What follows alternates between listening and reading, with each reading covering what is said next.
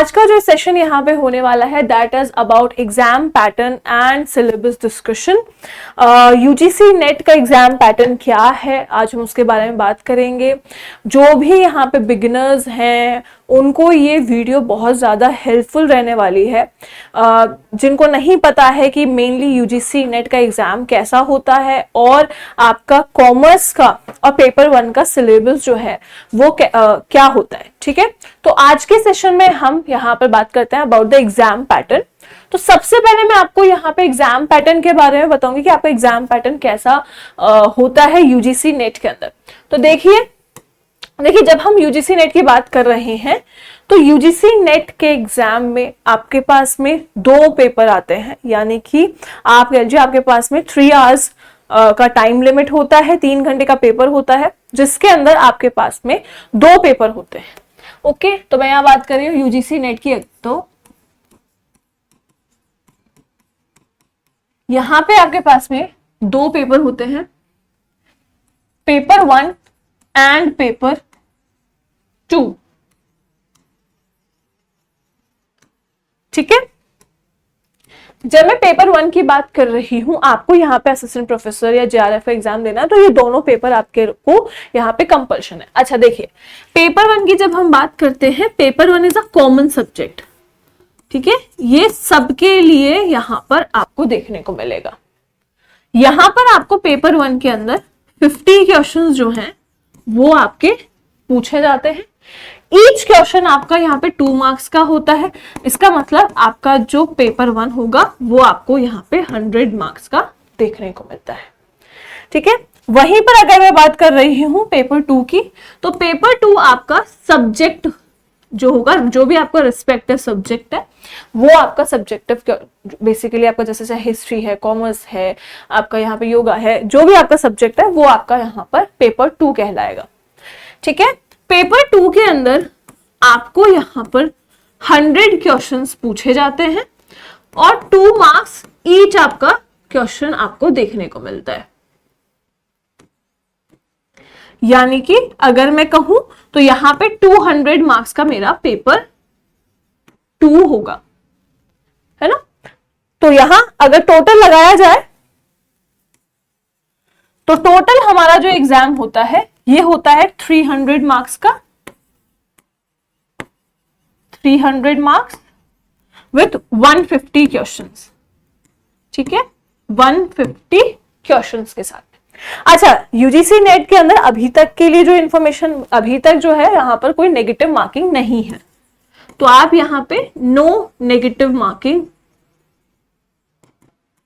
देखने को मिलती है, ठीक है। तो यहाँ पे आपको अगर नॉर्मली जो है बाकी सब एग्जाम्स में जैसे नेगेटिव मार्किंग है, इसके अंदर आपको नेगेटिव मार्किंग देखने को नहीं मिलेगी।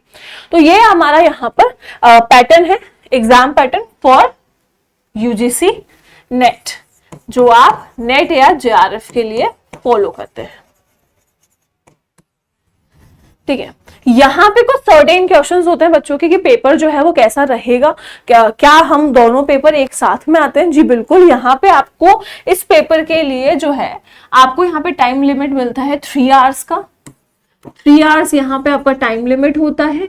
एक ही स्लॉट में, मतलब एक ही टाइम लिमिट में, एक ही शिफ्ट में आपको ये दोनों पेपर करने होते हैं। जैसे 9 से 12 का अगर टाइम लिमिट जैसे शिफ्ट है तो उसके अंदर 9 से 12 में आपको दोनों पेपर होंगे विदाउट एनी इंटरवल।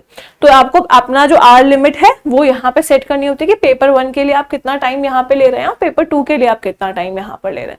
तो ये आपको यहाँ पर, ये हमारा एग्जाम पैटर्न है। आपको यहाँ पर जो है ऑब्जेक्टिव क्वेश्चंस पूछे जाते हैं, ऑब्जेक्टिव क्वेश्चंस आपको यहाँ पर देखने को मिलते हैं।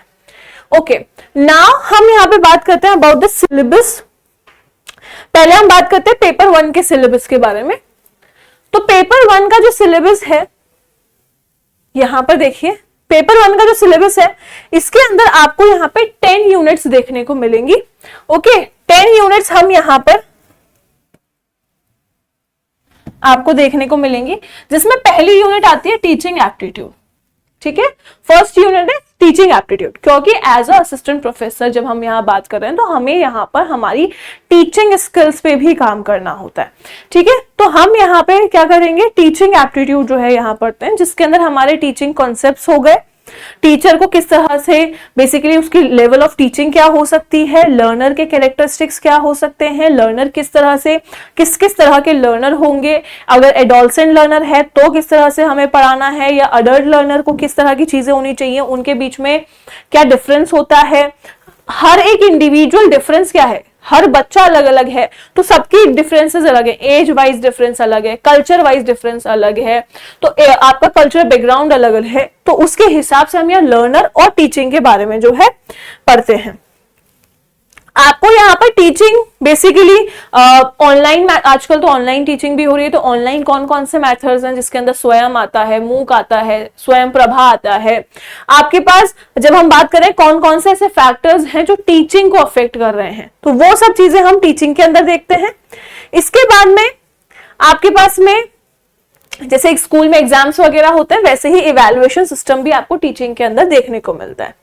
इसके बाद में जब हम यहाँ पे पढ़ते हैं नेक्स्ट जो यूनिट है दैट इज रिसर्च एप्टीट्यूड। देखिए एज अ रिसर्चर, और कह सकते हो यहाँ पे अगर आप असिस्टेंट प्रोफेसर के लिए देख रहे हैं या पीएचडी करना चाहते हैं, तो आपके लिए सबसे इंपॉर्टेंट टॉपिक जो यहाँ पे होने वाला है, इंपॉर्टेंट यूनिट जो यहाँ पे होने वाली है, that is research aptitude. Research aptitude यहाँ पर आपको आगे अपने असिस्टेंट प्रोफेसर एग्जाम्स में भी हेल्प करता है। यहाँ पे भी आपको जो है ये एक इंपॉर्टेंट टॉपिक है जहां पे हम रिसर्च कैसे करनी है, रिसर्च के टाइप्स क्या होते हैं, रिसर्च का पूरा प्रोसेस क्या है, रिसर्च के मेथड्स क्या हैं, रिसर्च के स्टेप्स क्या हो सकते हैं, आप यहाँ पे क्या किस तरह की उसका फॉर्मेट कैसा होगा, उसकी स्टाइल कैसी होगी, रिसर्च किस तरह से आज के टाइम पे, क्योंकि आज के टाइम पे हम आईसीटी जो है यहाँ यूज कर रहे हैं, तो आईसीटी को रिसर्च में कैसे यूज कर सकते हो, ये सारी चीजें जो है आपको किसमें देखने को मिलेंगी, रिसर्च एप्टीट्यूड में। देखिए जब हम रिसर्च एप्टीट्यूड की बात कर रहे हैं उसके बाद यहाँ पे आता है कॉम्प्रहेंशन। तो आपको एक रीडिंग कॉम्प्रहेंशन दिया जाएगा जिसको रीड करके, पैसेज दिया जाएगा जिसको रीड करके आपको क्वेश्चंस के आंसर करने होते हैं। तो यहाँ पे आपको 5 क्वेश्चंस आपको देखने को मिलेंगे, यानी कि आप कह लीजिए अगर 10 यूनिट है तो आपको 4 to 6 का कह लीजिए 4 to 6 क्वेश्चंस आपको हर यूनिट से देखने को मिलते हैं। हम यहाँ पे एवरेज लेके चले तो 5 क्वेश्चंस हर यूनिट से, यानी कि 50 क्वेश्चन टोटल हो जाते हैं 10 यूनिट से। ठीक है, तो 4 से लेके 6 तक क्वेश्चन आपको हर यूनिट से देखने को मिलेंगे। जैसे कॉम्प्रहेंशन है, कॉम्प्रहेंशन से 5 क्वेश्चन फिक्स है, मैथ्स है 5 क्वेश्चन आते हैं, डीआई है 5 क्वेश्चन आते हैं। ठीक है, कम्युनिकेशन की बात कर लेते हैं, संप्रेषण। कम्युनिकेशन की जब आप बात कर रहे हो तो कम्युनिकेशन की मीनिंग क्या है, संप्रेषण क्या है, आपको प्रभावी ढंग से अगर संप्रेषण करना है, कम्युनिकेशन करना है तो क्या क्या तरीके हो सकते हैं। अगर कम्युनिकेशन में कोई रुकावटें आ रही हैं तो किन किन तरीकों से कम्युनिकेशन में रुकावटें आएंगी। उसके साथ मास मीडिया और सोसाइटी, आज के टाइम पे सोसाइटी में आपको कम्युनिकेट करने के लिए क्या क्या करना होता है, वो सारी चीजें हम यहाँ पर देखते हैं। देन चलते हैं मैथमेटिकल रीजनिंग और एप्टीट्यूड के अंदर। आपको यहाँ पर मैथमेटिकल रीजनिंग देखिए फिक्स है, आपको यहाँ पे नंबर सीरीज से क्वेश्चन आते हैं, लेटर सीरीज से क्वेश्चन आते हैं, कोडिंग डिकोडिंग आती है। आपको यहाँ पे मैथमेटिकल एप्टीट्यूड देखने को मिलेगा जिसके अंदर fraction, time distance, ratio proportion, profit and loss, interest हो गया, compound interest and simple interest, इनसे क्वेश्चन आपको देखने को मिलते हैं। फिक्स्ड है, आपको अभी हम लास्ट देखें तो हमारा एसआई यानी कि सिंपल इंटरेस्ट और कंपाउंड इंटरेस्ट से क्वेश्चन आपके आए हुए हैं। ठीक है, देन आता है 6th unit logical reasoning. Logical reasoning की जब हम बात करते हैं तो लॉजिकल रीजनिंग के अंदर आपके पास आर्ग्यूमेंट्स आते हैं, सिलोगिज्म आता है, फैलिसीज आती हैं, कॉनोटेशन डिनोटेशन आता है, स्क्वायर ऑफ अपोजिशन आता है। इसके बाद वेन डायग्राम आपको देखने को मिलेगा। अच्छा, इसके साथ साथ इंडियन लॉजिक आपको यहाँ पे आता है, ये आपका एक नया टॉपिक है, बाकी सब से डिफरेंट थोड़ा सा है। इंडियन लॉजिक के बारे में बात की जाती है, मीन्स ऑफ नॉलेज, कहां से आपको नॉलेज मिल रहा है, ऐसे कौन कौन से स्रोत हैं जहां से आपको नॉलेज मिलता है, तो वो यहाँ पे बात की गई है, जिसके अंदर प्रमाणाज आते हैं, अनुमान, प्रत्यक्ष, अर्थपट्टी, उपमाना शब्द, ये सब आपको यहाँ देखने को मिलेंगे। अच्छा, नेक्स्ट यहाँ चलते हैं डेटा इंटरप्रिटेशन, डीआई। अच्छा, डीआई की जब हम बात कर रहे हैं तो डीआई के अंदर आपको यहाँ पर टेबल फॉर्म में क्वेश्चन आएगा, जिसके 5 क्वेश्चंस यहाँ पे बेसिकली आते हैं एवरेज। अब आपका क्वेश्चन यहाँ पर जो है आप देख सकते हो बार चार्ट में आ सकता है, हिस्टोग्राम में आ सकता है, पाई चार्ट में आ सकता है, टेबल में आ सकता है ना। यहाँ पे आपको मैं यहाँ पे ग्राफिकल रिप्रेजेंटेशन से आपको क्वेश्चन बेसिकली देखने को मिलते हैं। अब ये क्वेश्चन जो है परसेंटेज बेस्ड हो सकते हैं, ये क्वेश्चन रेशियो बेस्ड हो सकते हैं, ये क्वेश्चन प्रपोर्शन बेस्ड हो सकते हैं। ठीक है, तो ये आपको डीआई के अंदर अलग अलग तरह के बेसिकली क्वेश्चन आपको देखने को मिलेंगे। इसके बाद नेक्स्ट आता है आईसीटी, यानी कि इंफॉर्मेशन एंड कम्युनिकेशन टेक्नोलॉजी। देखिए आज के टाइम पे आपको कम्युनिकेशन टेक्नोलॉजी यानी कि जो भी टेक्नोलॉजीज वगैरह हैं, कंप्यूटर वगैरह है, इनकी बहुत नॉलेज होना बहुत जरूरी है। तो आप आगे अगर असिस्टेंट प्रोफेसर भी बन रहे हैं या फिर आप अपना पीएचडी कर रहे हैं तो आपको कंप्यूटर नॉलेज होना जरूरी है। तो उसके लिए आपको यहाँ पे आईसीटी दिया गया है, जिसमें बेसिक इंटरनेट वगैरह के बारे में, आजकल हायर एजुकेशन में और क्या क्या इनिशिएटिव्स आ रहे हैं वो हो गया। आपको जनरल एब्रीविएशंस हो गए, जैसे आप फिलहाल आपके जो है एक्सेल, वर्ड, ये सब चीज, इन सब चीजों के बारे में भी आपको इंफॉर्मेशन होनी चाहिए। कंप्यूटर के जनरेशंस के बारे में आपको फुल फॉर्म्स यहाँ से आते हैं। बीच में आपके एब्रीविएशंस वगैरह पे क्वेश्चन नहीं आ रहे थे, लेकिन आज जो है अब फिलहाल वापस से आपको जो है फुल फॉर्म्स पे क्वेश्चन आने लग गए हैं। जैसे सीडी रोम का फुल फॉर्म क्या होता है, तो इस पे क्वेश्चन आपके यहाँ पर देखने को मिलते हैं। तो ये सब चीजें आप आईसीटी में पढ़ते हो। देन उसके बाद आता है आपका पीपल डेवलपमेंट एंड एनवायरनमेंट। अब हमें यहाँ पर कंप्यूटर की नॉलेज है, मैथमेटिकल नॉलेज भी हो रही है, आपको यहाँ पे रिसर्च भी है, टीचिंग भी है, तो आपके एनवायरनमेंट की जो है उसकी भी हमें नॉलेज होनी चाहिए।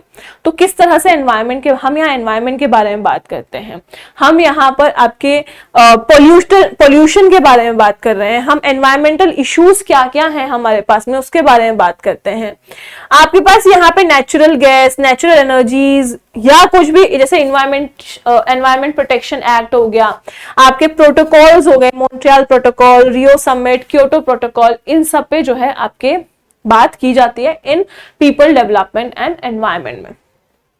And the last unit is higher education. Higher education के अंदर आप हमारे एंशिएंट इंडिया के अंदर पोस्ट इंडिपेंडेंस या प्री इंडिपेंडेंस हमारी एजुकेशन सिस्टम कैसी रही है, ठीक है, किस हमारे एजुकेशन में किसने क्या दिया है, हमारी स्किल बेस्ड एजुकेशन क्या है, प्रोफेशनल बेस्ड एजुकेशन या टेक्निकल बेस्ड एजुकेशन जो है वो यहाँ पर, इसके बारे में हम जो है हमारे हायर एजुकेशन के अंदर बात करते हैं। ठीक है, तो ये हमारा सिलेबस है अबाउट पेपर 1, जिसके अंदर मैंने आपको बताया 50 क्वेश्चन आते हैं। हर यूनिट से एवरेज लेके चलोगे तो 5 क्वेश्चन रहेंगे और आपको यहाँ पर हर क्वेश्चन की मार्किंग जो है 2 मार्क्स होगी, यानी कि 100 मार्क्स का पेपर 1 होता है। ये कंपल्सरी पेपर है, ये सब सब्जेक्ट्स के लिए कंपल्शन है। इसके बाद हम यहाँ पे देखते हैं कॉमर्स की बात कर लेते हैं। कॉमर्स आपके पास यूजीसी नेट के अंदर n नंबर ऑफ कोर्सेज हैं, जिसमें से कॉमर्स वन ऑफ देम है। कोड नंबर 8 यहाँ पर कॉमर्स का हमारे पास में है।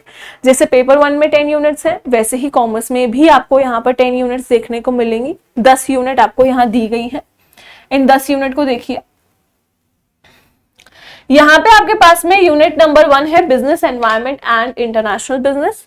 देन आपके पास में है accounting and auditing, second unit.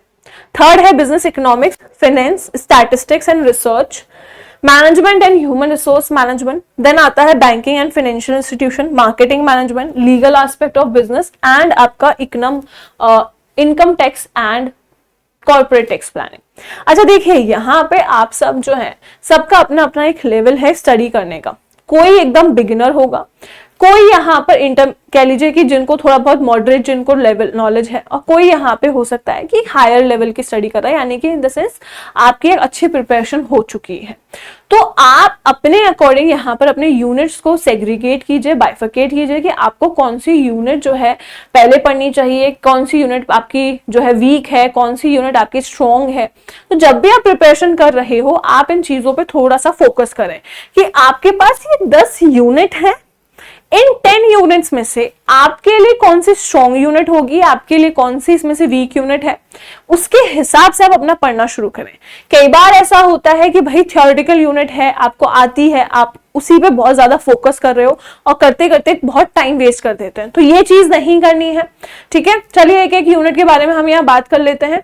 Business environment की बात करते हैं। यूनिट 1 बिजनेस एनवायरनमेंट और इंटरनेशनल बिजनेस पहली यूनिट है, जिसके अंदर आपके पास में 2 सब्जेक्ट्स हैं।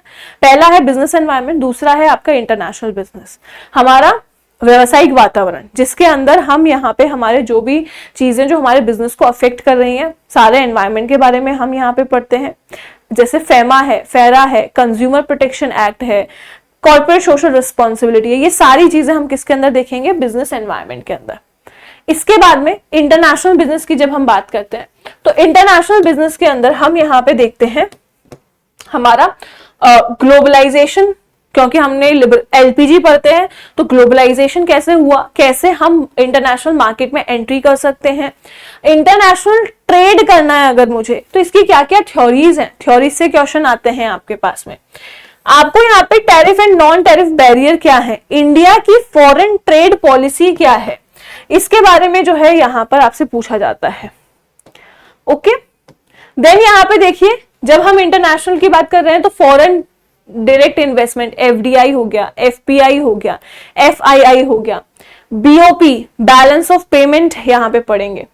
आपकी रीजनल इकोनॉमिक इंटीग्रेशन कौन कौन से हैं, जैसे ईयू है, आसियान है, सार्क है, नाफ्टा है, तो ये सब आपको यहाँ पर ये आपके रीजनल इकोनॉमिक इंटीग्रेशन है। साथ में आपके पास डिफरेंट यहाँ पे कह सकते हो आपके इंस्टीट्यूशन है जैसे IMF, world bank, UNCTAD, then WTO, इन सब के बारे में हम यहाँ पर इन डेप्थ जो है नॉलेज लेते हैं। तो आपको बैच के अंदर देखिए यूकेजीएस यूजीसी नेट का जो बैच है इसके अंदर हम यहाँ पर प्रॉपर जो है डिटेल तरीके से एक स्ट्रक्चर्ड वे में आपको यहाँ पे पढ़ाते हैं।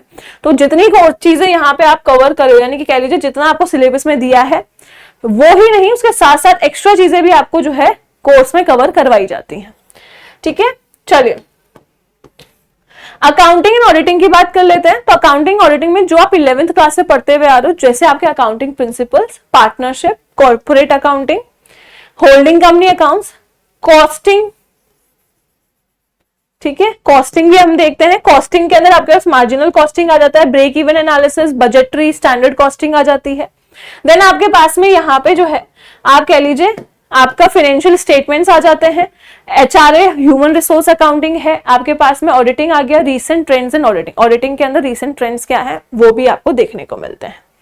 नेक्स्ट हम चलते हैं बिजनेस इकोनॉमिक्स में। बिजनेस इकोनॉमिक्स में आपका इकोनॉमिक्स से रिलेटेड जैसे law of demand, demand analysis हो गया, law of demand, consumer behaviour, utility analysis है, इंडिफरेंस कर्व, आईसी कर्व है, law of variable proportion, law of return to scale. ठीक है, ये आपको आपके बिजनेस इकोनॉमिक्स के अंदर देखने को मिलता है। देन आता है कॉस्ट और प्राइस, प्राइस कैसे डिटरमिन करनी है, प्राइसिंग स्ट्रेटजीज क्या क्या हो सकती हैं, इनके बारे में हम हमारे इकोनॉमिक्स के अंदर जो है बेसिकली पढ़ते हैं। देन देखिए नेक्स्ट जो यूनिट आती है दैट इज बिजनेस फाइनेंस। हम यहाँ पे वित्त के बारे में बात करते हैं। तो आप यहाँ पे कहां से फाइनेंस लेके आओगे, उसकी लागत क्या होने वाली है, कैपिटल स्ट्रक्चर कैसा होने वाला है, डेट ज्यादा होगा कि इक्विटी ज्यादा होगी, बजटिंग डिसीजंस हम यहाँ पे लेते हैं। आप अपनी वर्किंग कैपिटल के बारे में यहाँ पे बताते हो, वर्किंग कैपिटल मैनेजमेंट देखते हो, रिस्क एंड रिटर्न एनालिसिस यहाँ पे देखते हो। आपका फॉरेन एक्सचेंज मार्केट कैसा होने वाला है, इंटरनेशनल बिजनेस के अंदर अगर हमें एक्सचेंज करना है, हमें वहां से फाइनेंस चाहिए तो वहां पे हम किस तरह से डील करेंगे, ये भी हमारा जो है बिजनेस फाइनेंस यहाँ पे बताएगा, जिसके अंदर हम बेसिकली एडीआर जीडीआर पढ़ते हैं। ठीक है, आर्बिट्रेज पढ़ते हैं। तो ये सारे टॉपिक्स हमारे किस में कवर होने वाले हैं, बिजनेस फाइनेंस के अंदर। इसके बाद आता है research, business statistics and research methods, जिसके अंदर हम क्या देखेंगे, आपकी स्टैटिस्टिक्स पूरी यहां पर आएगी, जिसके अंदर central tendency, mean mode median, dispersion आएगा, स्क्यूनेस आएगा, कोरिलेशन एंड रिग्रेशन आएगा, दो वेरिएबल का।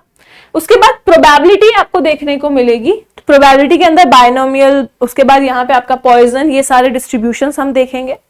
रिसर्च, पूरा रिसर्च जो है, अब रिसर्च के अंदर आपको यहाँ पे रिसर्च की सैम्पलिंग आ जाती है, हाइपोथेसिस टेस्टिंग आ जाती है, रिसर्च रिपोर्ट, यहाँ पे रिसर्च की जो रिपोर्ट राइटिंग होती है वो यहाँ पर आपको देखने को मिलेगी। डेटा हम कैसे कलेक्ट करते हैं, डेटा को हम कैसे क्लासिफाई करते हैं, वो भी हम यहाँ पर जो है देखते हैं।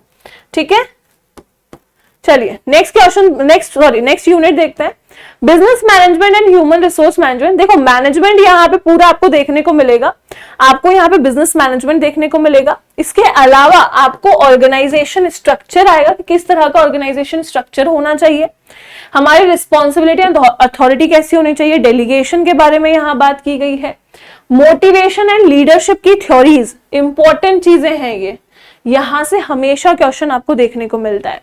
ह्यूमन रिसोर्स मैनेजमेंट आपका पूरा, अब इसके अंदर देखिए आपको सारी चीजें जाती हैं, आपको इसके अंदर पूरा ह्यूमन रिसोर्स मैनेजमेंट देखना है, जिसमें आपका रिक्रूटमेंट, स्टाफिंग, आपका ट्रेनिंग एंड डेवलपमेंट, ये सारी चीजें, टाइप्स ऑफ ट्रेनिंग क्या होती हैं, टाइप्स ऑफ ट्रेनिंग कैसी हो सकती हैं, परफॉर्मेंस अप्रेजल आपको यहाँ पर बेसिकली देखने को मिलेगा, इंपॉर्टेंट टॉपिक है कॉमर्स का परफॉर्मेंस अप्रेजल।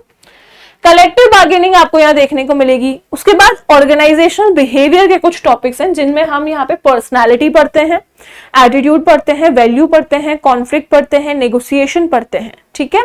ये सारी चीजें जो है पर्सनालिटी डेवलपमेंट के अंदर देखी जाती हैं। आई होप कि आपको इतनी चीजें जो है वो क्लियर होंगी। इसके बाद आता है बैंकिंग एंड फाइनेंशियल इंस्टीट्यूशंस।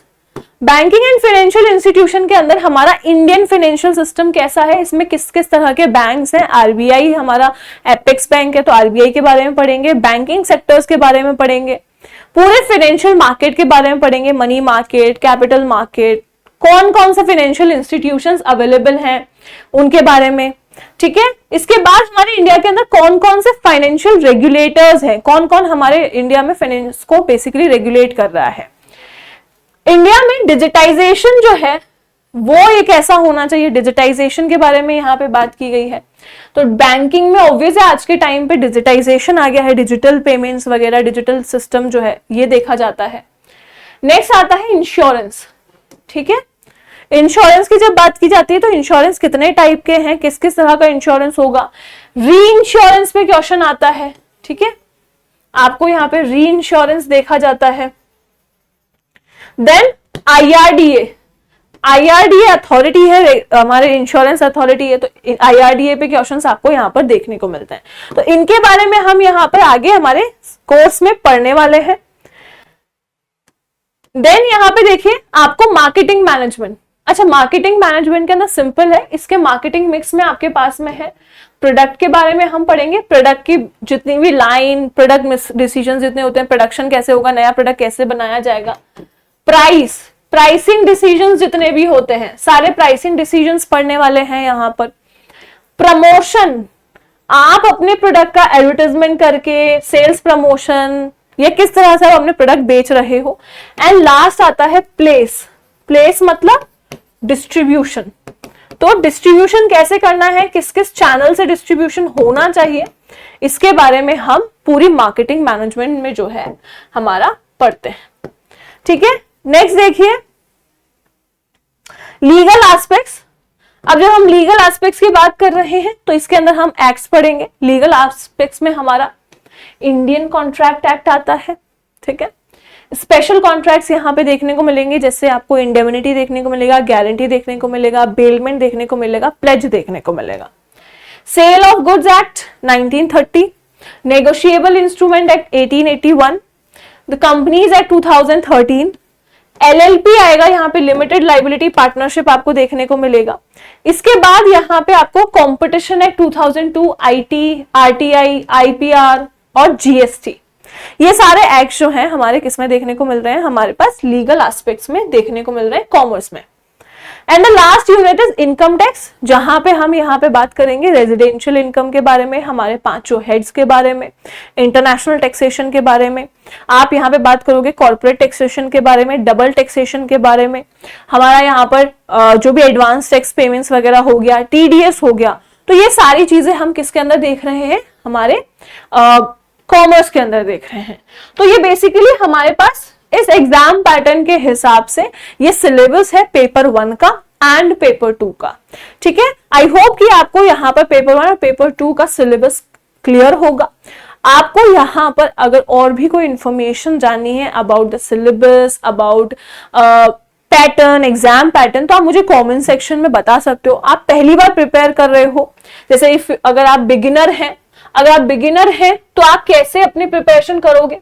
देखिए हम जो है यहाँ पर खान ग्लोबल स्टडीज पे आप लोगों के लिए हम बैचेस लेकर आए हैं, जहां पे आप लोगों को आपकी इन डेप्थ नॉलेज दी जाएगी एक स्ट्रक्चर्ड तरीके में। ठीक है, इतना n नंबर ऑफ चीजें हमारे पास होती हैं, उन n नंबर ऑफ चीजों को प्रिपेयर कैसे करना है, क्योंकि देखिए यूजीसी नेट कोई एक छोटा मोटा सिलेबस नहीं है, इसकी तैयारी करना अपने आप में कह लीजिए बहुत एक डिटेल्ड स्टडी यहाँ पर होती है।